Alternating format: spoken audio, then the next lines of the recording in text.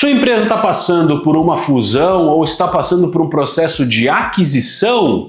Esse vídeo é para resolver a sua vida, ou pelo menos te ajudar, mas eu vou falar sobre isso depois da vinheta. Vá.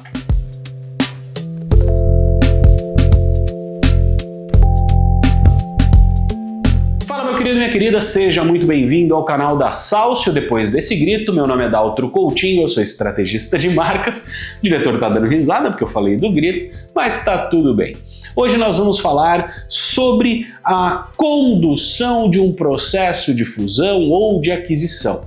Muito importante, são duas coisas completamente diferentes, então a gente vai tentar fazer um paralelo aqui. Vou tentar fazer um paralelo aqui, mas eu acho que o conteúdo vai ficar bom, porque o roteiro é bom, então o conteúdo deve ficar bom.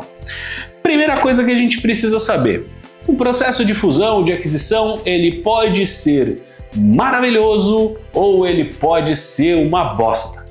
Pode te levar pro buraco. Por quê? Porque se for mal feito, se for mal conduzido, isso pode gerar muito problema, que é justamente o ponto seguinte do nosso roteiro, que são os riscos mais comuns dentro desses processos. Seja um processo de aquisição, você tem lá uma marca de grupo, está adquirindo uma marca nova, ela vai entrar ali na estrutura do grupo. Seja um processo de fusão, tenho uma marca, comprei uma marca e vou incorporar elas, seja criar um novo nome, a decisão estratégica tem muito mais a ver com a arquitetura de marca ali, mas seja criar um novo nome, um fundir os nomes ou simplesmente uma operação absorver a outra em termos de marca. Quais são os riscos maiores que a gente tem? Segundo o meu roteiro, e ele está muito correto, porque fui eu que o fiz, aqui temos o primeiro deles, que é a perda de identidade. O que é essa perda de identidade? Cara, eu tô aqui, vamos lá, vou colocar uma suposição meio maluca. A Toddy decide comprar Nescau. Já pensou, diretor? Toddy comprando a Nescau enquanto marca? Uma das maiores e mais acirradas concorrências da adolescência do brasileiro. Toddy versus Nescau, e uma marca decide comprar outra. E aí eles decidem fazer uma nova marca, o Nesdi, sei lá. O nome é ruim, mas é só um exemplo, então tá tudo bem. Qual que é a primeira coisa que pode acontecer? Perda de identidade, pô. Quem é essa marca? O que ela faz? Qual que é o posicionamento dela? Seja para o colaborador, seja para o consumidor final. Quem que ficou? Qual é o produto que vai ficar? Qual que é o melhor produto? Vai ter duas linhas de produtos essa marca?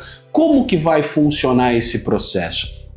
Então, seja num processo de fusão, seja a Nestlé comprando a Toddy, o que aconteceria, né? Isso pode acontecer, essa confusão pode acontecer e essa perda de identidade também pode acontecer. Claro, a gente está falando de uma marca de grupo muito grande, que é o caso da Nestlé, certamente ele saberia o que fazer, ele não tentaria juntar as duas marcas, muito provavelmente sequer endossaria o Toddy com a marca da Nestlé, simplesmente compraria e manteria como independente, sem mudar grandemente nas estruturas, mas não é um risco que pode acontecer, principalmente num cenário de menos marcas, onde você tem menos dinheiro, e quanto menos dinheiro se tem, aliás, quanto menos marcas se tem, menor é a complexidade da gestão dessas marcas, a tendência é que você queira reduzir esse número de marcas através de uma aglutinação de marcas ou de uma absorção de uma delas, né? Então, assim, é um risco muito grande essa perda de identidade.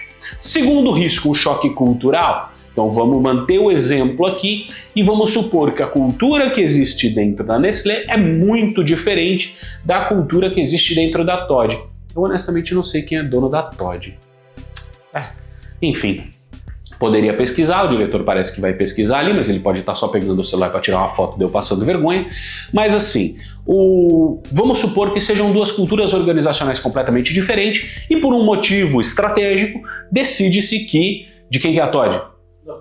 Da PepsiCo, né? Então, maravilha. Então, culturas organizacionais diferentes e por algum motivo decide-se pegar toda a equipe da Toddy e colocar dentro do ambiente da Nestlé. Estou falando fisicamente, mas isso também pode acontecer com quem trabalha de maneira remota. Por quê? Porque você vai entrar naquela estrutura organizacional que pode ser completamente diferente. Então esse choque cultural pode acontecer e esse choque cultural pode gerar muito conflito interno, pode gerar muitos problemas. de verdade.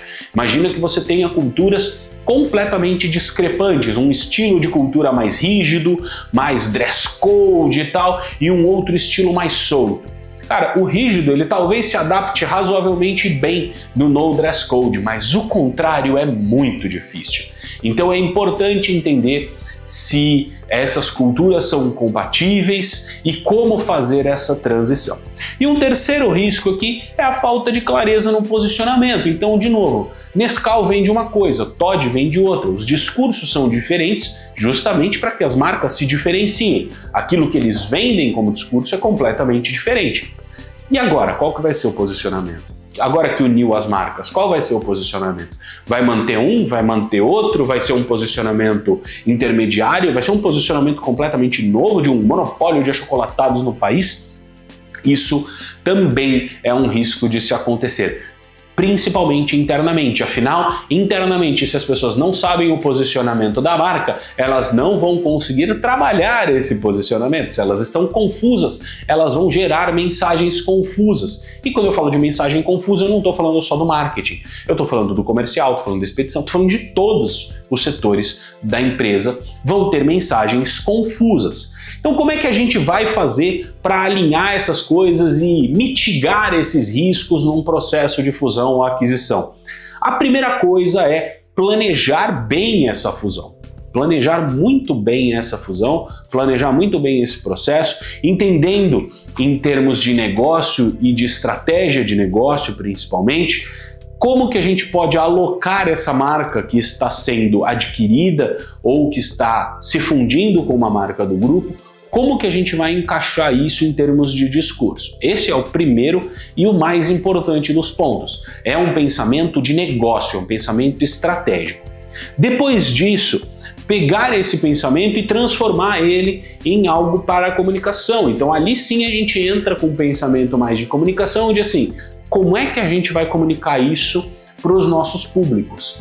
Então entra o planejamento antes da fusão efetiva, depois da compra, é claro, mas antes da fusão efetiva, antes da aquisição efetiva, antes de comunicar isso para o mercado. Então você já constrói essa narrativa, você já constrói essa linha de comunicação e ela de uma maneira única que possa conectar as marcas ou dar clareza para o consumidor, no caso apenas de uma aquisição, de que as marcas continuam sendo diferentes, ou que aquela marca não vai mudar, ou que aquela marca vai melhorar, vai ganhar um upgrade. Seja qual for a mensagem que se quer passar, isso deve ser definido antes de comunicar isso para o mercado.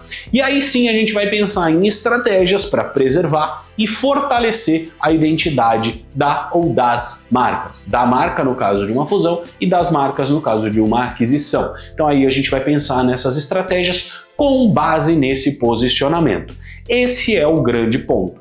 Então, de novo, qual que é a palavra-chave aqui do negócio? Entender a estratégia de negócio e fazer um planejamento adequado para isso. Então a palavra-chave, obviamente, eu falei um puta texto para a palavra-chave, mas é planejamento. É se planejar para fazer as coisas da melhor maneira possível. Fazer as coisas do jeito certo para não ter que fazer de novo e para não cair em todos aqueles riscos, não sofrer com todos aqueles ônus.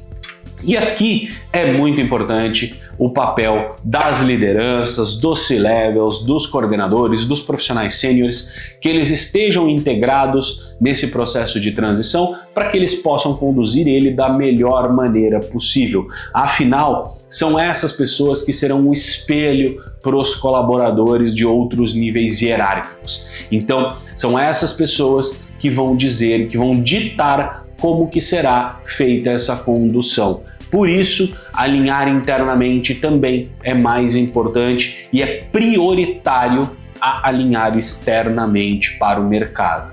Então, é sempre muito importante envolver, ter esse engajamento interno dentro dos times para gerar essa sensação de pertencimento, seja de uma marca adquirida dentro de um grupo, seja de uma marca que foi comprada e que houve uma fusão desses novos colaboradores nessa marca nova. Seja qual for o cenário, esse engajamento interno é muito importante e ele vai ser, sim, gerado pelas suas lideranças. Então, tentar conduzir isso também da melhor maneira possível, beleza?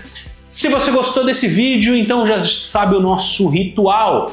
Primeira coisa, curtir o vídeo. Obviamente, se você gostou, curte. Se você curtiu, curta. Se você gostou do conteúdo de uma maneira geral, se inscreve no canal, ativa a notificação e manda um comentário aqui embaixo, ou pode ser só um emoji para aumentar o nosso engajamento, beleza? Um grande abraço para você, até o próximo vídeo. Tchau, tchau!